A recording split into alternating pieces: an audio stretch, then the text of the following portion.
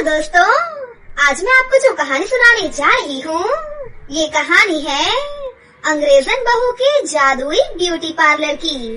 तो चलिए दोस्तों, देखते हैं आज की ये कहानी। अरे बेटा देख, तेरी फ्लाइट को आने में पूरा 1 घंटा है। आखिरी बार अपनी माँ को अपने बेटे से अच्छे से मिलने तो दे। तू तो जानता ही है, तू वहाँ जाने के बाद मुझे भूल जाएगा, लेकिन तेरी माँ तेरे इस चेहरे को तेरे आने तक अपने मन में छुपा लेगी। अरे माँ, आप भी ना ये फिल्मी ड्रामा कर करके मुझे रुला दोगी। देखो, मैं पहली बार आपसे दूर जा रहा हूँ। मुझे इस तरह मत भेजो कि मैं वहाँ जाकर सिर्फ और सिर्फ आप ही को याद करूँ। अरे बेटा, ये सब तो ठीक है, लेकिन ये बता, वहाँ जाने के बाद तू गोरी लड़कियों के पीछे तो नहीं भागेगा ना? क्योंकि वो गोरी मैडम तेरा जीना हराम कर देंगी। उन गोरी मैडम से थोड़ी दूरी ही बनाकर रखना। अरे माँ, आप भी ना। चलो अब मैं चलता हूँ, नहीं तो आपकी बातों के चलते मेरी फ्लाइट ही मिस हो जाएगी। रमन ऐसा कहकर अपनी फ्लाइट में बैठने के लिए चला जाता है और वही बेचारी गायत्री फ्लाइट के बाहर अपने बेटे को जाते हुए देखती रह जाती है, जिसके कुछ देर बाद वो घर वापस आ जाती है। रमन अमेरिका में अकाउंटेंट की जॉब के लिए गया था। वहाँ उसकी जॉब की एक बहुत ही अच्छी शुरुआत होती है। How are you? I am fine, what about you? तो इस तरह रमन की जॉब पर उसे एक लीजा नाम की अंग्रेजन दोस्त मिल जाती है, जो उसके साथ बहुत अच्छे से रहने लगती है। देखते ही देखते रमन को लीजा से प्यार होने लगता है और वो उससे शादी भी कर लेता है। शादी के बाद वो लीजा को अपनी मातृभाषा हिंदी बहुत ही अच्छे से सिखा देता है। रमन, हमारी शादी को पूरा 3 साल हो गया है और तुमने मुझे अभी तक अपनी माँ से भी नहीं मिलवाया। मैं चाहती हूँ कि तुम मुझे अपनी माँ से मिलवाओ। बेबी, क्या करोगी तुम माँ से मिलकर? वैसे तुम्हें ब्यूटी पार्लर का कोर्स सीखना था ना? चलो मैं तुम्हारा वहाँ पर एडमिशन करवा देता हूँ। लीजा की बात टालने के लिए रमन उससे ऐसा कह देता है, जिसके बाद उसे वो सब पूरा भी करना पड़ता है। अमेरिका में ही रमन लीजा को high level beauty parlour course करवा देता है। एक दिन अचानक से रमन की माँ की कॉल आती है। बेटा, मैंने तो तुझे कहा ही था कि तू अमेरिका जाने के बाद अपनी इस बूढ़ी माँ को भूल ही जाएगा। देख, वहाँ किसी अंग्रेजन के चक्कर में मत पड़ना। मैंने तेरे लिए एक बहुत ही प्यारी, सुंदर और सुशील लड़की ढूंढ कर रखी है। जितनी जल्दी हो सके अमेरिका से वापस आजा बेटा। अरे माँ, मैं यहाँ से वापस नहीं आ सकता हूँ। आप मेरी बात को समझती क्यों नहीं हो? मैं यहाँ पर जॉब करता हूँ और वो लोग मुझे छुट्टी नहीं देते हैं। मुझे कुछ नहीं पता बेटा। अगर तू मेरी बात नहीं मानेगा तो तू कुछ ही दिनों में अपनी माँ की अर्थी पर गांव वापस लौटेगा, लेकिन तुझे गांव तो आना ही होगा। एक तरफ तो रमन ने अपनी माँ को बिना बताए ही शादी कर ली थी, तो दूसरी तरफ उसकी माँ उससे उसकी शादी के लिए ही वापस बुला रही थी। बेचारा रमन फंस जाता है और ना चाहते हुए भी उसे लीजा के साथ अपनी माँ के घर वापस आना पड़ता है। जैसे ही गायत्री अपने बेटे रमन को देखती है तो उसे गले से लगा लेती है। आखिरकार बेटा, तू मुझसे मिलने आ ही गया। मैं तेरी राह कब से देख रही थी। क्या तुझे अपनी माँ की जरा भी याद नहीं आती? माँ, मैं क्या करूँ, मुझे छुट्टी ही नहीं मिलती थी। वैसे माँ, मैं आपको एक सरप्राइज देना चाहता हूँ। इससे मिलिए, ये है लीजा, आपकी बहू। ये सुनते ही गायत्री अचंभित रह जाती है, मानो उसके ऊपर बिजली टूट पड़ी हो, और वो रमन से कहती है, हे भगवान, एक अंग्रेजन को तू मेरे घर पर उठा कर ले आया है। तुझे मैंने कितना समझाया था, लेकिन तूने मेरी एक नहीं सुनी। हर बात तूने केवल अपनी ही सुनी, लेकिन ये लड़की इस घर की बहू नहीं बन सकती। ले जा इस विलायती अंग्रेजन को। माँ, मेरी बात समझने की कोशिश कीजिए। ये लड़की अब इस घर की बहू है और इस बात को आप नकार नहीं सकती। रमन लीजा के बारे में गायत्री को अच्छे से समझाता है, जिसके बाद ना चाहते हुए भी गायत्री को रमन की बात माननी ही पड़ती है और लीजा को घर में आने की इजाजत भी देनी पड़ती है। लेकिन गायत्री को लीजा एक आग भी नहीं भाती थी, क्योंकि वो गोरी चमड़ी और विलायती थी। माँ जी, आप यहाँ पर बैठी हैं, बताइए क्या मैं आपकी कुछ सेवा कर सकती हूँ? क्या मैं आपको चाय बनाकर लाकर दूँ? नहीं नहीं बहू, चाय क्यों, एक काम कर, चाय बनाने के साथ साथ उसमें थोड़ा सा जहर भी मिला देना, ताकि मैं मर जाऊँ और तेरी ख्वाहिशें पूरी हो जाएं। अपनी सास का ऐसा बर्ताव देखकर बेचारी लीजा हैरान रह जाती है और वो गायत्री से कुछ भी नहीं कह पाती। लेकिन वहीं दूसरी तरफ रमन को अमेरिका से कॉल आता है, जिसके चलते उसे एक बहुत बड़ा झटका लगता है। क्या हुआ जी, आप इतने परेशान क्यों हैं? अरे परेशान न हो तो और क्या करूं? तुम्हें पता है मुझे अमेरिका की नौकरी से निकाल दिया गया है। अब मैं वहाँ का अकाउंटेंट नहीं हूँ। ये सुनते ही लीजा भी बिल्कुल हैरान रह जाती है। वहीं दूसरी तरफ गायत्री भी ये सब कुछ सुन लेती है और रमन से कहती है, बेटा तू मान या ना मान, ये सब इस गोरी चमड़ी की साजिश है। ये अंग्रेजन तेरे साथ एक गेम खेल रही है, इसे इस घर से निकाल दे, सब कुछ ठीक हो जाएगा। माँ, आप तो चुप ही नहीं होती हो। जब देखो बेचारी लीजा के पीछे ही पड़ी रहती हो। उसने कुछ भी नहीं किया है, इसमें उसकी कोई गलती नहीं है। रमन ऐसा कहकर वहाँ से चला जाता है। वहीं गायत्री भी चली जाती है। लेकिन बेचारी लीजा अपनी सास के ताने सुन सुनकर परेशान हो चुकी थी। देखते ही देखते कुछ दिन बीत जाते हैं और अब उनके घर में कई सारी परेशानियां शुरू हो जाती हैं, जैसे पैसों की तंगी होना और घर का राशन खत्म हो जाता है। माँ जी, घर का राशन खत्म हो गया है, अब मैं क्या बनाऊं? अब मैं तुझे क्या बताऊं, एक काम कर, मुझे ही बना डाल, क्योंकि मेरे पास पैसे तो है नहीं और ना ही मेरे निकम्मे बेटे के पास एक फूटी कौड़ी है। माँ जी, वैसे मैंने खुद सोचा था, जब तक रमन जी को नौकरी नहीं मिल जाती, क्यों ना मैं एक ब्यूटी पार्लर खोल लूं और अपना खुद का काम कर लूं। क्या कहा तूने? तू ब्यूटी पार्लर खोलेगी? अरे और इज्जत का जनाजा निकालना है क्या? मेरे तो इस घर में आराम से रह ले। वैसे ही तुझसे बहुत ज्यादा परेशान हो चुकी हूँ मैं। गायत्री लीजा को डांट देती है, जिसके बाद बेचारी लीजा रोते हुए अपने कमरे में पहुंच जाती है। लेकिन फिर भी वो किसी से कुछ भी नहीं कहती है। ऐसे ही दिन प्रतिदिन दिन बीतते रहते हैं, लेकिन घर की परेशानियां खत्म नहीं हो पाती। एक दिन गायत्री से मिलने उसकी सहेली मीनू उसके घर पर आती है। अब क्या बताऊं बहन तुझे, मैं तो परेशान हो गई हूँ। कल मुझे शादी में जाना है और हमारे यहाँ कोई पार्लर वाली ही नहीं है जो मुझे अच्छे से तैयार कर सके और मेरा ब्लीच फेशियल भी कर सके। अरे तो जरूरत भी क्या है, अब तो हम बूढ़ी हो चुकी हैं। अब हम कौन सा पहले की तरह जवान हैं जो मेकअप और ये सब करवाएंगे।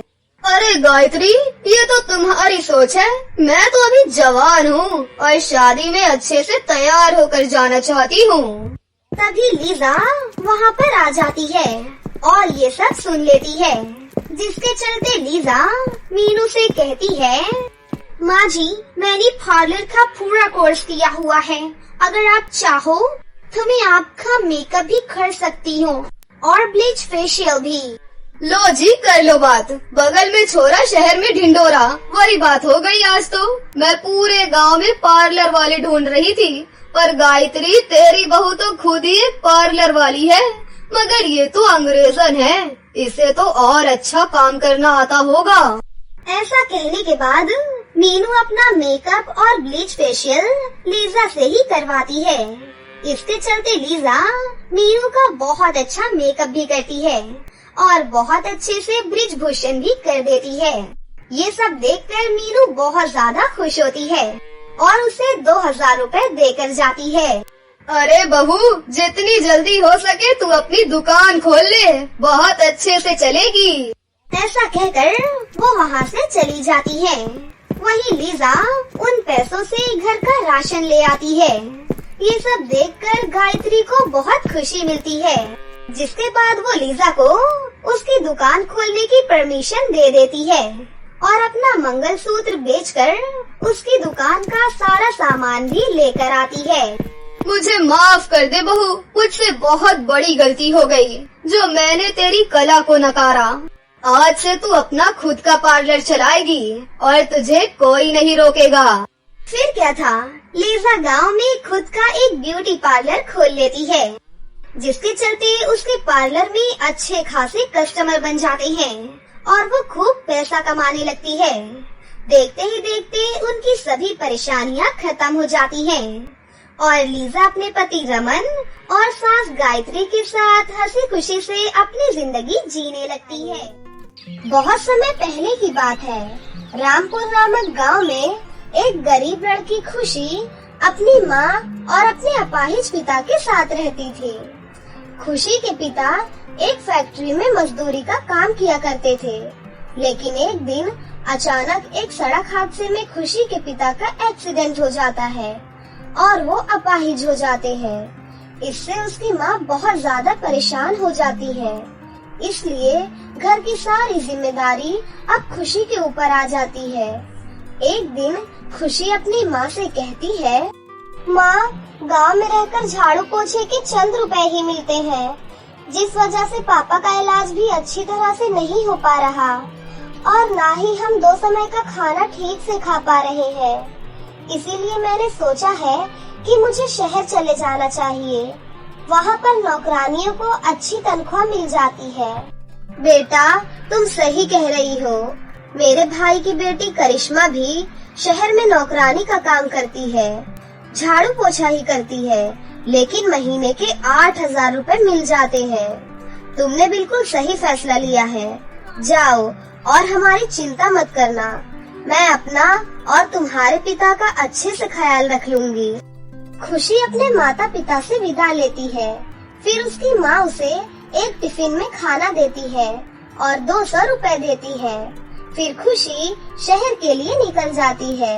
शहर जाकर वो एक घर से दूसरे घर काम मांगती है, लेकिन उसे 2 दिन हो जाते हैं भटकते भटकते, लेकिन कहीं भी उसे काम नहीं मिलता। वो अपने साथ जो थोड़ा बहुत खाना लेकर आई थी वो भी खत्म हो जाता है। तभी खुशी सोचती है, 2 दिन हो गए मुझे इतने बड़े शहर में भटकते हुए, लेकिन मुझे कोई काम ही नहीं दे रहा। क्या किसी को नौकरानी की जरूरत नहीं है? मेरे पास जो थोड़ा बहुत खाना था वो भी खत्म हो चुका है। अब मैं अपना गुजारा कैसे करूँगी? अगर गांव खाली हाथ गई तो माँ पापा को कितना बुरा लगेगा। हे ऊपर वाले, तू मुझ गरीब के ऊपर भी थोड़ा रहम कर दे, मेरी भी सुन ले, मुझे कहीं काम दिला दे।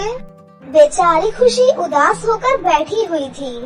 तभी वहाँ पर फटे पुराने कपड़ों में एक बूढ़ी औरत आती है और वो खुशी से कहती है, अरे बेटा, बहुत समय से मैंने कुछ नहीं खाया, मैं बहुत भूखी हूँ, क्या तुम मुझे कुछ दे सकती हो? मेरे पास तो सिर्फ 200 रुपए ही है, 100 रुपए गाँव जाने में लग जाएंगे, मगर ये अम्मा जी भी तो भूखी है, क्या करूँ? चलो ऐसा करती हूँ, इन्हें 100 रुपए दे देती हूँ। ऐसा सोचकर खुशी उस बूढ़ी औरत को अपने 200 रुपए में से 100 रुपए दे देती है और जंगल के रास्ते से गांव जाने का फैसला करती है। तभी कुछ दूर चलने के बाद उसे 2 बच्चे मिलते हैं। तभी वो दोनों बच्चे खुशी से कहते हैं, दीदी दीदी, क्या आप हमें कुछ पैसे दे सकती हैं? हम कितने समय से यहाँ खड़े होकर लोगों से भीख मांग रहे हैं, लेकिन कोई हमें कुछ दे ही नहीं रहा। हमारी माँ घर पर बीमार है, उन्हें दवाई दिलानी है, क्या आप हमें कुछ पैसे दे सकती हैं? हाँ हाँ, क्यों नहीं, मेरे पास सिर्फ 100 रुपए ही है, ये लो, इन्हें ले लो। दीदी दीदी, क्या आप हमारे साथ हमारे घर चल सकती हैं? हम हमारी माँ को डॉक्टर के पास नहीं लेकर जा सकते। आप हमारी ये मदद और कर दीजिए। खुशी से बच्चों की ये लाचारी देखी नहीं गई और वो उनके साथ उनके घर जाने के लिए तैयार हो जाती है। खुशी उन बच्चों के साथ उनके घर चली जाती है। तभी वो दोनों बच्चियाँ सुंदर परी बन जाती है और उनकी माँ जो बीमार थी, असल में वो भी एक परी थी। तभी वो खुशी से कहती है, बेटा, हम कब से ऐसे इंसान की तलाश में थे जो दूसरों की मदद करते हो और उनके अंदर लालच बिल्कुल भी ना हो। तुम्हारे पास सिर्फ 200 रुपए ही थे। पहले तुमने एक बूढ़ी औरत की मदद की, उसके बाद तुम्हारे पास 100 रुपए बचे और वो भी तुमने दे दिए। अब तुम ही हो जो हमारी मदद कर सकती हो। मैं कुछ समझी नहीं, मैं आपकी क्या मदद कर सकती हूँ? बेटा, हम परी लोग की परियां हैं और पृथ्वी पर लोगों की मदद करने आते हैं, लेकिन एक जादूगर ने हमें कैद कर लिया और अब हम यहाँ से कहीं नहीं जा सकते। हमारी सारी शक्तियाँ हमारी जादुई छड़ी में है और उस जादूगर ने हमारी छड़ी जादुई गुलाब घर के अंदर रखी है। उसकी चाबी मेरे पास है, लेकिन उस गुलाब के घर को सिर्फ वही इंसान खोल सकता है जो बिल्कुल लालची ना हो और हमेशा दूसरों की मदद करता हो। बिटिया, क्या तुम उस गुलाब के घर को खोलकर हमारी जादुई छड़ियाँ ला सकती हो? खुशी उन परियों की मदद करने के लिए तैयार हो जाती है और उनसे जादुई गुलाब घर की चाबी लेती है और उस जगह पर पहुंच जाती है। खुशी वहां पर देखती है तो उसके सामने जादुई 3 गुलाब के घर थे। तभी एक गुलाब के घर से आवाज आती है, अगर तुम मुझे खोलोगी तो मेरे जादुई गुलाब के घर के अंदर बहुत सारे हीरे हैं। तुम उन्हें ले जाकर बेच सकती हो, जिससे तुम बहुत ज्यादा अमीर हो जाओगी और तुम्हें कभी भी धन दौलत की कोई कमी नहीं होगी। और अगर तुम मुझे खोलोगी तो मेरे अंदर बहुत सारे सोने के सिक्के हैं, जिसकी मदद से तुम्हें कभी भी धन दौलत की कोई कमी नहीं होगी।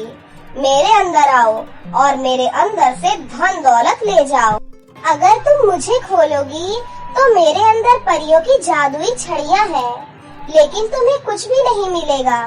मेरे पास तुम्हें देने के लिए कुछ भी नहीं है। तुम खाली हाथ रह जाओगी। अब तुम्हारे हाथ में है कि तुम परियों की मदद करना चाहती हो या फिर धन दौलत लेकर अमीर होना चाहती हो। मुझे पैसों की बहुत ज्यादा जरूरत है और मेरे पास पैसे भी नहीं है, लेकिन फिर भी मैं धन दौलत का लालच नहीं करूँगी, क्योंकि लालच बुरी बला होती है। अभी सभी परियां बहुत ज्यादा मुसीबत में हैं। मुझे उनकी मदद करनी चाहिए और मुसीबत में फंसे लोगों की मदद करना बहुत पुण्य का काम है, जो कि किसी धन दौलत से नहीं कमाया जाता। इसलिए मुझे धन दौलत नहीं चाहिए, मुझे परियों की जादुई छड़ियाँ चाहिए। ये कहकर खुशी तीसरा जादुई गुलाब का घर खोलती है और वहाँ से जादुई छड़ियाँ लेकर परियों के पास आ जाती है और उन्हें दे देती है। तभी वो परी खुशी से कहती है, सच में खुशी, तुम बहुत ही अच्छी हो, वरना जिस तरह तुम्हें दोनों जादुई गुलाब घर ने धन दौलत का लालच दिया, तुम धन दौलत के लालच में आ जाती, लेकिन तुमने ऐसा नहीं किया। तुम हमारी जादुई छड़ियाँ लेकर आई, इसलिए मैं तुम्हें कुछ देना चाहती हूँ, तुम्हारी ईमानदारी देखकर। ऐसा कहकर वो परी अपने जादू से खुशी को बहुत सारे सोने के सिक्के, हीरे मोती और पैसे देती है। ये देखकर खुशी बहुत ज्यादा खुश हो जाती है और खुशी खुशी वो घर चली जाती है और अपने माता पिता को वो सारी बातें बताती है। ये सुनकर खुशी के माता पिता भी बहुत ज्यादा खुश हो जाते हैं। तभी खुशी अपने पिता से कहती है, पापा, शहर में बहुत बड़े बड़े हॉस्पिटल हैं, जहां आपकी टांगों का इलाज बहुत अच्छे से हो जाएगा और आप पहले की तरह चल पाएंगे। अब तो हमारे पास बहुत सारी धन दौलत है और अब हम शहर में ही रहेंगे, ठीक है? ऐसा कहकर खुशी अपने माता पिता को शहर ले जाती है और वहाँ ले जाकर अपने पिता का बहुत बड़े हॉस्पिटल में इलाज करवाती है। खुशी के पिता कुछ ही दिनों में बिल्कुल ठीक हो जाते हैं। खुशी के पास बहुत सारी धन दौलत थी, जिसकी मदद से वो बहुत बड़ा घर ले लेती है और गरीब, परेशान और अनाथ बच्चों की भी मदद करती है। उसके पड़ोस में ही पुष्पा नाम की एक औरत रहती थी। वो खुशी को देखकर बहुत ज्यादा जलने लगी थी। एक दिन खुशी गरीब लोगों में पैसे बांट रही थी। तभी पुष्पा उसे पैसे बांटते हुए देख लेती है और सोचती है, अरे इसके पास इतने सारे पैसे आते कहाँ से हैं, जो ये गरीब लोगों में दान करती रहती है। मुझे पता लगाना होगा। ऐसा सोचकर पुष्पा खुशी के ऊपर नजर रखने लगती है और एक दिन उसका पीछा करती है और उसे पता चल जाता है कि जंगल के पास जादुई 3 गुलाब के घर है और उनकी चाबी खुशी के पास है। तभी वो मौका देखकर खुशी के घर से वो चाबी चुराकर वहाँ पहुँच जाती है। जैसे ही वो पहला जादुई गुलाब का घर खोलती है तो उससे जादुई गुलाब घर से ऐसा जोरदार करंट लगता है कि वो बहुत मुश्किलों से अपनी जान बचा पाती है। उसके बाद वो दूसरा जादुई गुलाब का घर खोलती है तो उसके अंदर से बहुत ही खतरनाक आग निकलकर आती है और वो उस आग में जलकर राख हो जाती है। इस तरह पुष्पा को उसके लालच और बुरे स्वभाव की सजा मिल जाती है और खुशी के अच्छे स्वभाव की वजह से वो अपने माता पिता के साथ हंसी खुशी अपनी जिंदगी जीने लगती है।